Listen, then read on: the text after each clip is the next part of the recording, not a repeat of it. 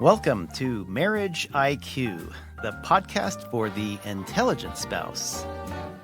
I'm Dr. Heidi Hastings. And I'm Dr. Scott Hastings.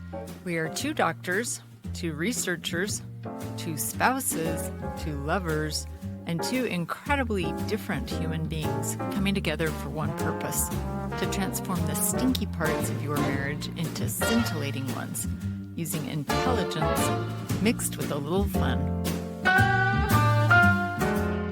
Hello, everyone, and welcome back to another exciting episode of Marriage IQ, where we are making marriage great again. Yeah. All right. We, your humble and loyal hosts, are here. We are very excited to introduce some guests today. Is Robert and Sharla Snow. They have their own podcast called Master Your Marriage, and this is an exciting time because I've listened to them, and they're really intellectual, and I like intellectual conversations. I like the science behind the whole communication about relationships. I think we both do. We do. So this is going to be, I think, a kind of a power-packed discussion today. And do you want to introduce them a little bit, Heidi? You bet. One thing we really were drawn to about Robert and Sharla is they have some things in common with us that are really fun. Robert is in the medical field, just like Scott is. He's a doctor of physical therapy. And Sharla is in the social science field like I am. Her background is in neuro-linguistic programming, and she has been a coach, seeing clients for several years, but specifically working with marriages for the last few years. And we are just really excited to learn from them, to see what things we have in common and how we can keep working together on marriages from different perspectives. And we know that some of the things that they'll share with you today will be really helpful. So, welcome. Thank both you. of you. Thank you. Thank you. It's good to be here. This is fun. It is fun. We love talking about relationships. And Yeah. We do too. It's our fun time. So on our podcast, we have these 4 cornerstones that we think are very important to a relationship. One of them is knowing who you are, identity, and everyone has a story. And we'd just like you to take a few minutes to tell us your story, how you kind of got into this, and what are the things that help you make you uniquely you? Well, do you want me to start, Robert, or do you want to start? You know, I was thinking that maybe we should just start from the humble beginnings. Yes. So Very humble. we talk about this on our podcast, and we're going to share some statistics because I know you like the science, and then I'm a bit of a science geek as well. So my mom was married 4 times. Charla's parents were divorced. And I don't know if you know the statistics behind that, but coming into a relationship, if the woman is from a divorced family, then she is 69% more likely to get a divorce. Wow. If the husband is from a divorced family, but not the wife, it's a little bit less than that. But when you put those two odds together, the likelihood of divorce is 189%. So to say that, and we talk about this at times, we never should have made it. And had we gotten married now when relationships are disposable, because I know that you guys are passionate about marriage and relationships as we are, if we'd have got married today, anytime in the 2000s, all of our friends and family would have said it didn't fit, it's not the right thing, you guys are done, and we'd end up divorced. But we're hard-headed, and we powered through. Boy, I wish we had the tools that you teach, and I wish we had the tools that are available now. For those early years, they were a little bit rugged for us. So I'm sure you've heard the quote by Esther Perel that in our adult lives that we will have 3 or 4 different relationships. And for the lucky ones, we get to do that with the same person. And I love that too. I think it's just this idea that we need to reinvent. There's times in our relationships where we need to set that old relationship aside and say we're not going to go back to that old relationship and we're going to create something new. And Robert and I talk about how we've had to go through at least three different distinct marriages. Now, we didn't get divorced and remarried again, but we've had to say, okay, that old relationship, that one is done. We're going to do something new. And, you know, our first marriage, like Robert said, was you're never going to make it. And as Robert said so well, like, we really should not have made it. We came into this relationship with, I know you love Gottman, we love Gottman. If you look at those predictors for divorce, we had every single one of them going for us. Criticism, contempt, stonewalling, defensiveness, not accepting Horsemen. influence, control, like all of the things, major flooding, all the things that you would look at us and Gottmans would have said, no way, they're never going to make it. And so I think that's what fuels our desire to help other couples, is that 33 years, we've been married now, 4 kids. And it's not the number that, I mean, it's nice to be able to say, I love saying we've been married for 33 years, but that there's a lot of relationships where people have been married that long and they can't stand each other. They don't want to be in the same room together.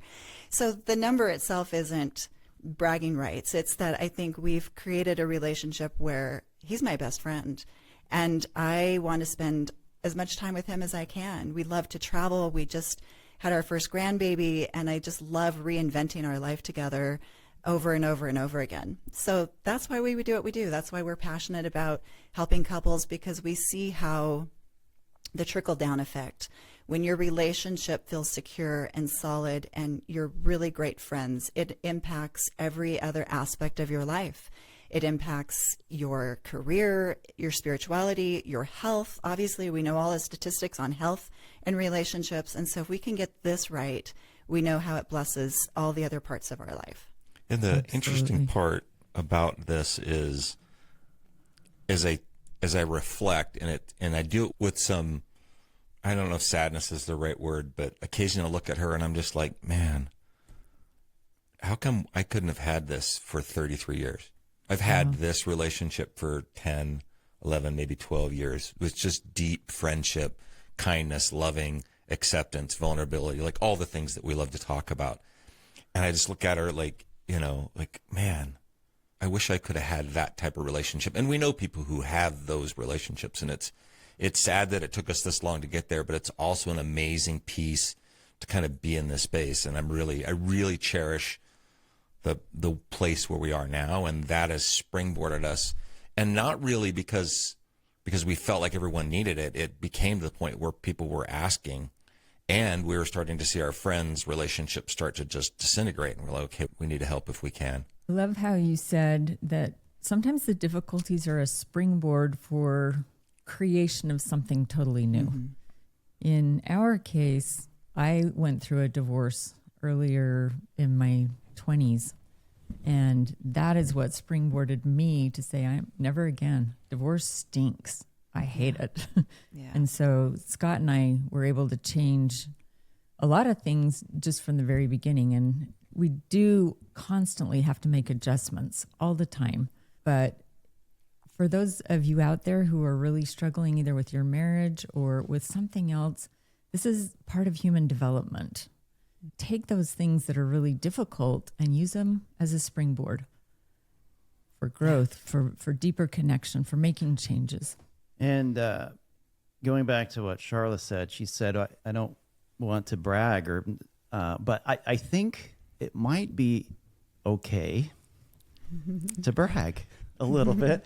I mean, not to rub it in people's faces, but and I'm sure you already do this. Well, no, I'm not sure of anything. That's right. I would imagine you do already. We're learning this. But just to look back at your life and say, dang, this is pretty cool.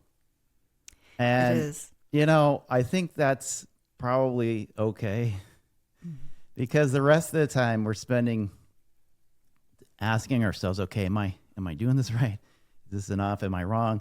I think it's okay for me anyway. We've been married 29 years. Mm-hmm. So 4 children. We are catching up to you guys. No grandchildren. We're a couple of steps behind, but you're right there. So, but yeah, I think too, getting back to your point, Esther Perel's great quote. I'd love to meet her sometime. Mm-hmm. Mm-hmm. But about this marriage that 2 or 3 times, it's so hard to think about that, killing off things that we love, the comfort things that make us comfortable, killing it off, totally restarting, rebuilding, and making something greater. that's hard and it's scary It's scary. for a lot of people. It's scary It's for scary. me. Because so many of our patterns that make us who we are in those early stages of our relationship. You know, you guys talk about the Gottman research on your show all the time, and we know that contempt is the number one cause of divorce, that it's so corrosive.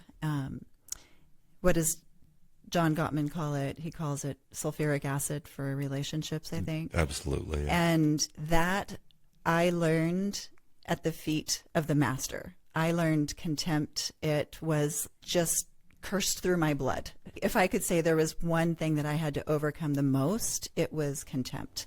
I You were was good at really, it. really good at it. And by contempt, you mean thinking I'm good, you're bad? Or Yeah, but it's give me not a definition really. for contempt. So contempt is coming from a place of superiority and speaking to or treating your partner as though they are less than. And for me, it was not necessarily a conscious thing that I was completely aware that I was doing, because again, it was just, I was birthed in it. And for me, it was a way of being able to control. So control being the really, nasty pattern that was behind it. It was a way that I could keep the upper hand. If I could talk down to Robert and make him feel less than, even just through eye rolling and sneering and snickering and belittling, then I could remain in that control position, that upper hand position, and get what I wanted out of the relationship. Why do And you so- think you needed to control subconsciously? Well, I mean, I think there's Terry Real talks about, what the way children learn these patterns as kids. And I think that on one hand, we learn them because of modeling. Sometimes we learn them as a way of protection, maybe to, it's something we created in childhood to maybe get from out of a shame position, so we put ourselves into a superiority position. But sometimes I think children just learn because they're not taught boundaries. They're not taught this is not a good way to treat other people. And I know he gives this example of his own father. Terry Real does in one of his books. I think it's the book Us. And he says he comes home one day to his dad, and he's always had really good grades his whole life. And he brings home a report card to his father, who for the first time now this report card has C's and D's and things on it that he's afraid he's going to get in trouble. And he brings it to his dad and he says, here's my report card. And his dad looks at it and he laughs and he snickers and he goes, those idiots, they're just too dumb to realize how smart you are, or something like that. And so immediately there's this sense of, I'm training this child to think in terms of superiority, that I'm better than someone else. And I think Pia Melody says it best. She says it's one of the greatest lies that we can think that one person can be better than another person. That in reality, we have to start to see each other all same as. That Robert and I are partners. We are same as. No better, no less than anyone else. And that's true of the entire world. And so I think sometimes children are raised in families where they sit around the table at dinner and they go into a flight of superiority. And did you see what the neighbors were doing? Did you see what she was wearing? And so I think that just becomes your normal way of being. So are you saying, Sharla, that acting this way, this superiority, that you're in a superior position, so that includes gossiping, I guess, right? Or is that what you're About other people? So sure, in a family scenario, it could definitely be sitting around the table talking about, those other people and what those other people do and how could such and so do such a thing. But I think as you become into an adulthood and you get into a relationship, it becomes a tool, a weapon that we can use against each other when things get stressful, when the pressure gets put on in relationships, which it does. This becomes a way that we treat each other. And it's, as you know, from Gottman research, it's the number one cause of divorce. So how could you be so stupid to not remember to take the trash out? What is wrong with you? Are you such a child? Do you need me to do this for you because you can't figure out how to do this yourself? right? These are the things we start to take into our marriage, into our relationships.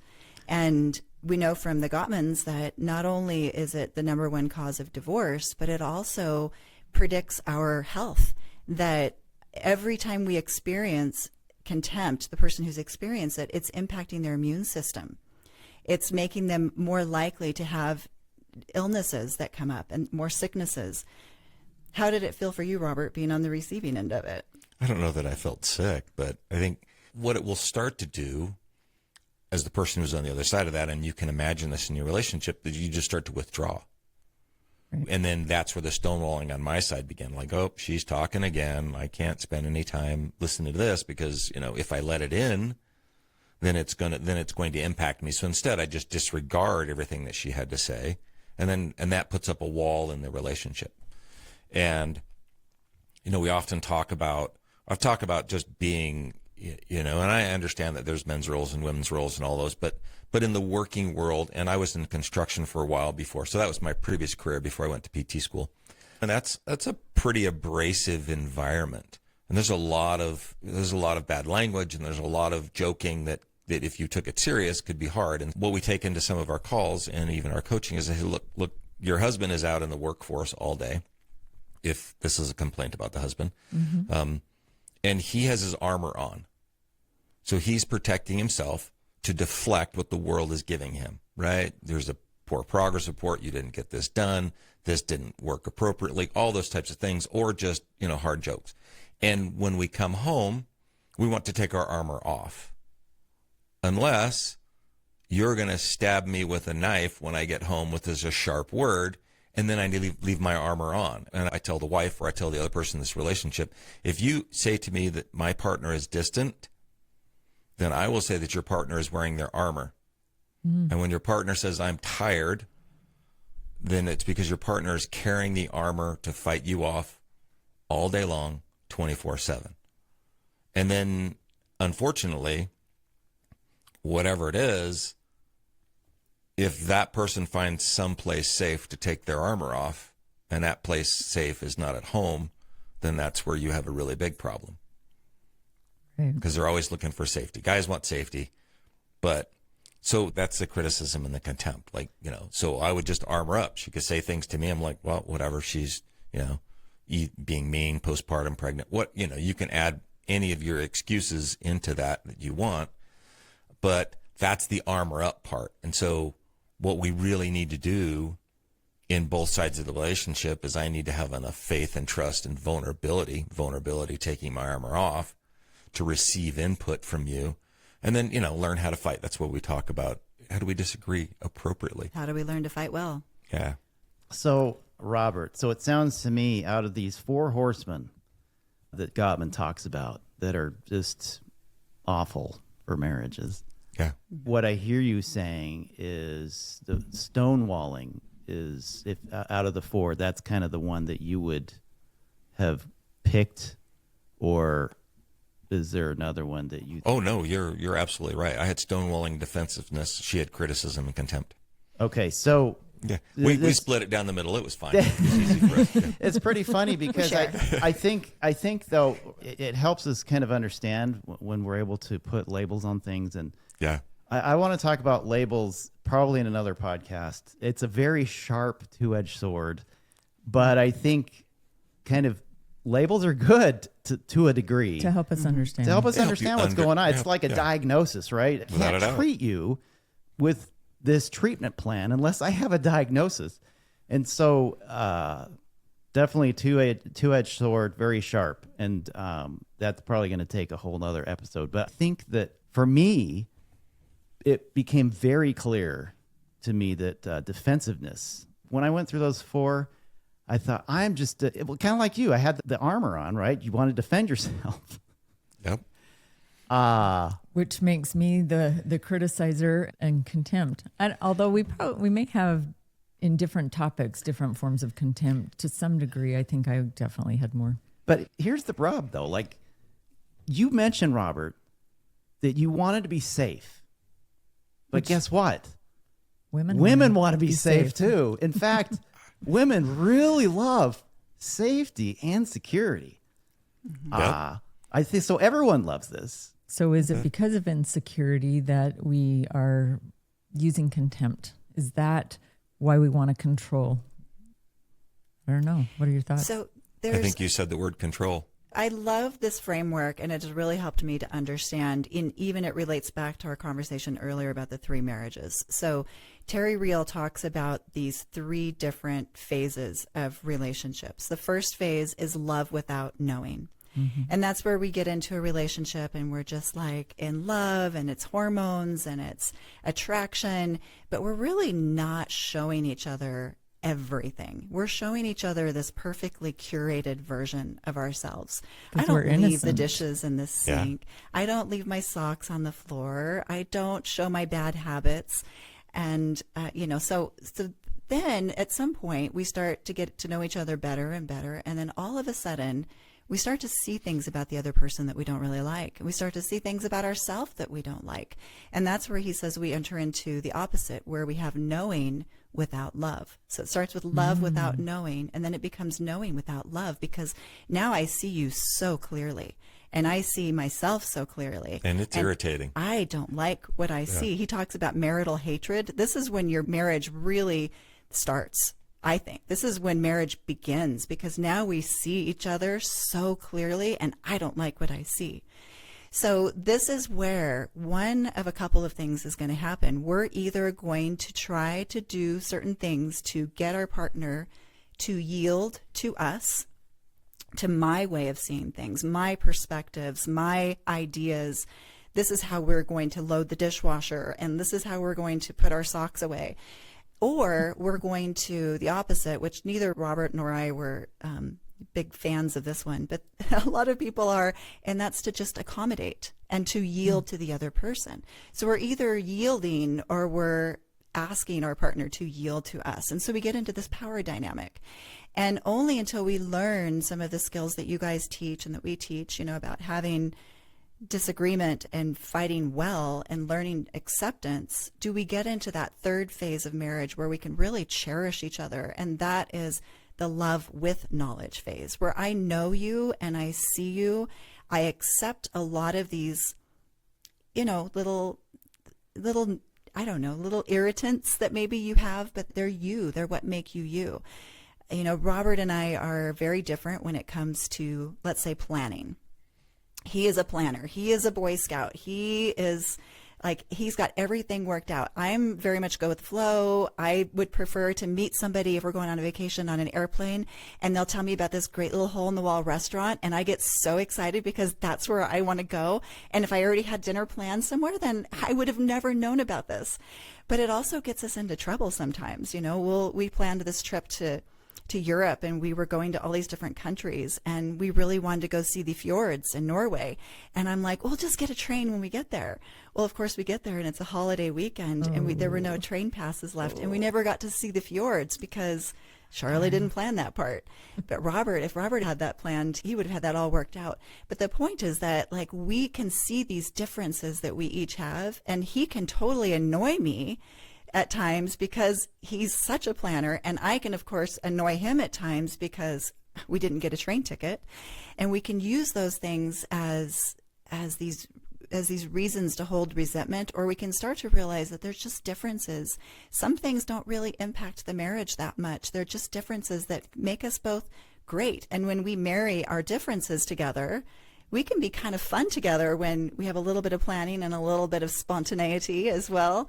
So yeah, getting to that third stage of marriage is really just about accepting a lot of the things that we can't really change, but also feeling able to call on the other person. It's kind of a paradox to skill up in certain other aspects that do impact the marriage.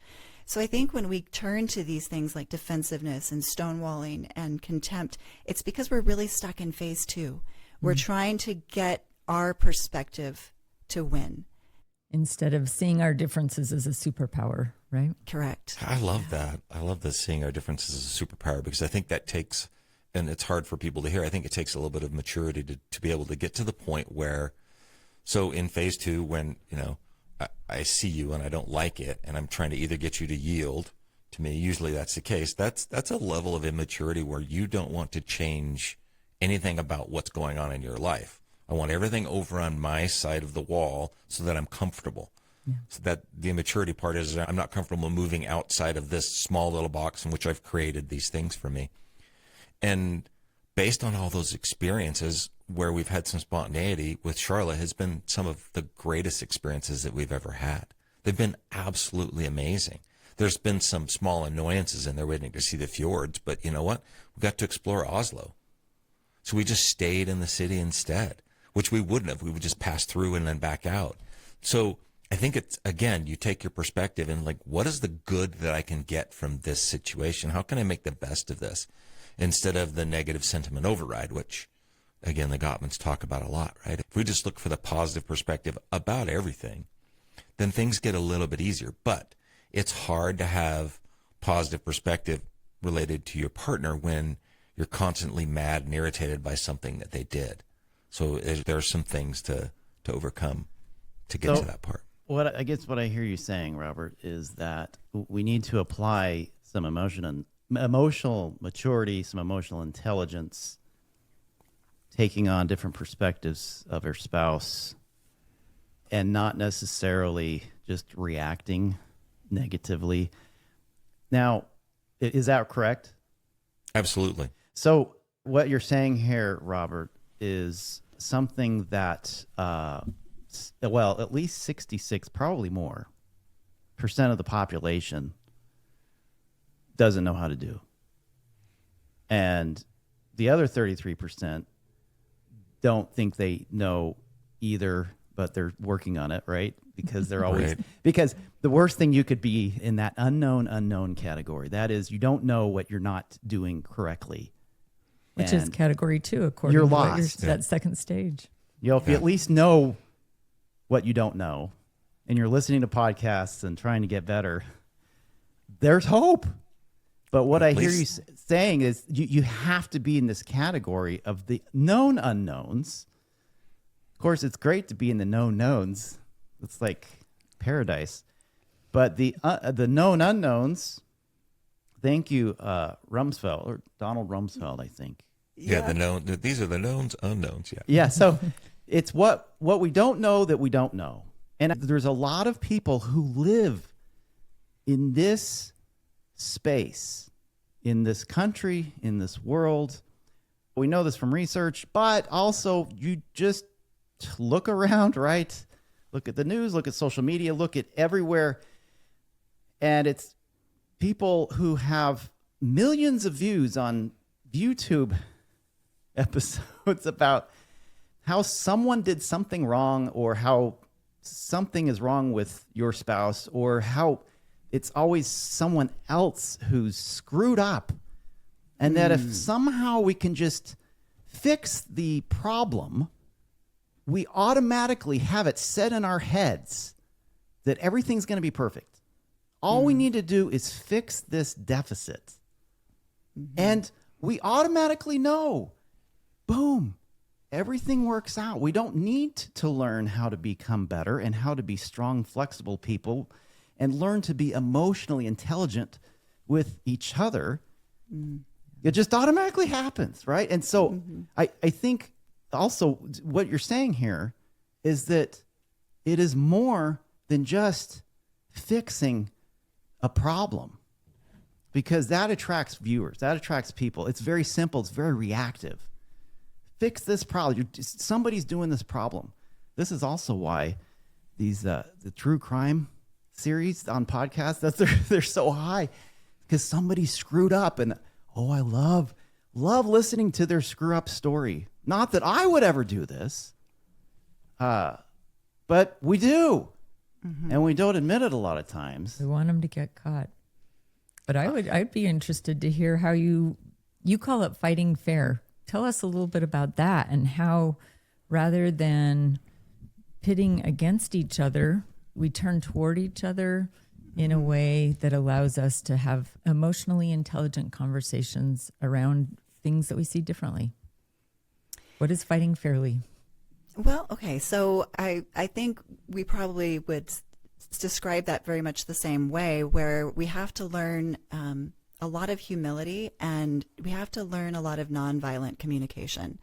And that's not something, as you just spoke to, the world kind of wants the other person. It's very seductive to say, it's all Robert's fault. If Robert would just fix X, Y, Z, then I could be happy. And I'm stuck in that phase 2 of my relationship where I'm not giving his perspective any sort of credence, right? Let me give you a story. I think that probably illustrates this the best. So one of our perpetual problems, because, and by the way, I'm sure you guys have talked about this, but this actually has saved a number of marriages. Just this one statistic alone that comes from Gottman's that I love so much. And that's that almost 70% of problems that happen in a relationship over and over and over again are perpetual. They're not even solvable. I love this. I just had a client this week, actually, and this one thing, I think I probably won't even need to see them again, because this one fact blew his mind. So I said, sometimes there's these fights that we have that we're going to have over and over and over again. John Gottman would bring in these couples every 3 years, and he would notice, wow, they're getting more wrinkles, their hair is getting grayer, their clothes are changing, but they're fighting about the same thing they were last time and the time before that. And so this idea that we don't have to solve problems, but we just need to learn to manage them is really mind-blowing to people. And, when you, like Robert says, when you choose your partner, you choose your problems. Yes, you could trade this person in. Robert could not yield to my perspectives, and I could go find somebody else who might, but guess what? I'm just going to find somebody else with a different set of problems. Right. So that's why we have to approach this with, okay, how are we going to navigate these problems? How are we going to manage them? How are we going to work through them together? And I'm going to accept influence from you. You're going to accept influence from me. And we're going to find, just like the fjord situation, we're going to find a vacation here that's going to be a win-win where everybody gets to have their perspective included. And so when we first moved to Utah, which was 8 years ago, we had I love this story. Our perpetual problem in our relationship has always been parenting. Ours we too. have not. Wow, go figure. Oh my gosh, this is like a yes. Yep. I think anyone who has kids can probably say this is a perpetual problem because we're raised different, and how he was raised, how I was raised, very different. And there's some ideas in both of our perspectives that are valid. And so we get to a place where it snows. It didn't snow in California. And Robert's like, I grew up in a place that snows. So I always shoveled the walkways. Even from the time I was 8 years old, I had to shovel the walkways. And I'm saying, but our 8-year-old, our 9-year-old, I think he was when we moved here, he's so little. You can't put this 8-year-old out there in freezing cold temperatures at 7 o'clock or 6 o'clock in the morning. Of course, Robert leaves for work jacket by 7, and so he wants it done first thing in the morning before he's gone. And we went to war over this: who was going to plow the snow and shovel the walkways. So what was fun about that is when we sat down and applied the methods of, okay, what is important to you about shoveling the walkway and having our son do this? And when he asked me, what's important to you about being able to, not have him shovel the walkways? And I'm like, well, it's not that I don't want him to shovel the walkways. It's that I want to show him appreciation. I want to make sure he's safe. I want to make sure that he's not going to get, his fingers go numb and fall off like that would happen. I want to make sure he has protection. He has a jacket. He has a hoodie, or whatever. And Robert's like, well, I can do all of that. And I don't know that it needs to be at 6 in the morning. It could be, we don't need to wake him up at 6, right? He's like, okay, I could give on that a little bit. And Robert says, well, I just want to teach him that when he's older, that he makes sure that walkway is clear for his wife so she doesn't slip and fall. I want to make sure that he learns these principles, that he is respectful of others, that he is, I don't know, tell me some of the other things, that he's a hard worker. That he's he's a hard worker. He understands that when you have a job to do at home, that is the thing that's part of your responsibility, and that, that was really what it is. It's just respectful responsibility. It's not a hard job. It takes 15 minutes for him. And he can do hard things. So when you really looked at the values and the dreams, right, the dreams within the conflict, when you really looked at the dreams that were behind that, I'm like, oh, we actually both want really good things. Neither of us have a bad perspective here. We both just have different things we want included in the solution. So we're going to still fight about, guess what? We're still going to fight about parenting again sometime in this next year. I don't know when, I don't know what it's going to be about, but I guarantee you we're going to have a disagreement about parenting again. But we know that we can sit down and look at what values are important to each of us and find a win-win solution. And that's where that maturity, I think, has to come into play. And that's how you fight well, how you fight fair. It's by making sure you're not attacking each other's character, that you're avoiding those four horsemen, but you're willing to listen to one another's values that are there and find solutions that work for both of you. So Charlotte, what I hear you saying is that it may not end up the way you want it. Like, you are concerned that he might freeze. In fact, you may even have thought about he might slip on the ice, fall and hit his head and have a concussion, go to the ER, or even a brain bleed and Die. This is herniate, where mom's brain goes. herniate and die. Right. I'm trying to think inside the mind of a mother. Yeah. Right. And You got it. not that happens very often, thank goodness. But if that happened, let's say the worst case scenario came to play in your mind, you would still be okay with that? I guess my point is, it's important to not give up your ideas of what should happen, right? That's part of your strong identity as a mother, right? That from what I've learned, I've never been a mother, but these protective instincts are really, really strong. Core value. That's like Core DNA values. strong. There you go. Right? And I think it's important to kind of pull this apart a little bit and say, you know, it's important for the wife and mother to consider these things and consider the possibilities that might happen, and be okay with that risk. And if it does happen, you know, heaven forbid, then she might be a little bit more emotionally prepared because she's considered these things. But at the same time, Robert is, that's a great 99.9% of the time. This kid's going to learn how to do hard things. It's that 0.1% that keeps the moms up at night. Well, and even in some couples we've worked with, it's flip-flopped the other way around. It's the mom that's really pushing them to be the hard worker. And so we can't necessarily pigeonhole that just from others, but it is. Well, yeah, we don't like to stereotype, but when you see a trend, we talk about it. And I love the way that you took it all the way from, I slipped and fell to, anywhere from lumbar fracture to brain bleed to herniated. And she told me all those things, and I looked at her and I'm like, but that outcome's okay for me because I am the one outside shoveling. Right, he did say that. So I can have a brain bleed, but he can't have a brain bleed. I can And freeze. the odds of you having a brain bleed are far gretter than your brain. Yeah. The odds of a really negative outcome if I have a brain bleed are significantly higher. But I think if you can keep yourself from getting dysregulated, where you're getting flooded, and then of course nothing good is going to come from that conversation. Once one of you is flooded, dysregulated, then you're probably going to dysregulate the other person, and then it's just a screaming match or somebody shutting down, right? But if you can stay regulated and talk about those core values that are really driving each of you, then you can go, okay, I see your perspective. Now there's understanding. When there's understanding, then we can actually work towards a solution, because now we've got two people who are operating more from their prefrontal cortex rather than their limbic system. So they're going to both be in a wise place to say, okay, what are you willing to compromise on and what are you not? For me, I wasn't willing to compromise on the fact that I wanted him to wear some boots and a jacket and some gloves, and I wasn't really going to compromise on the 6 a.m. thing. I wanted it to be, at 8 a.m. or something because it's a little bit warmer. And he wasn't going to compromise on the idea that he could just go sit and watch video games and play video games while Robert's out there doing it himself. I'm like, okay, that's okay. We can still find a solution. So what if it's at 8 a.m. and he has a jacket? Done, easy. Right, but you have to be able to stay regulated to be able to have those kinds of conversations.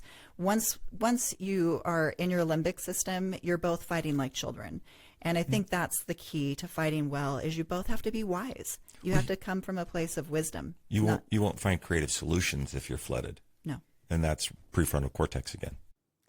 Hey, everybody, that's a wrap for part 1 of our interview with Robert and Sharla Snow. We invite you to join us on Friday for the rest, and it's really great. And remember that the intelligent spouse knows that to change from a stinky to a scintillating marriage first requires a change in themselves. And we'll see you next time on another exciting episode of Marriage IQ.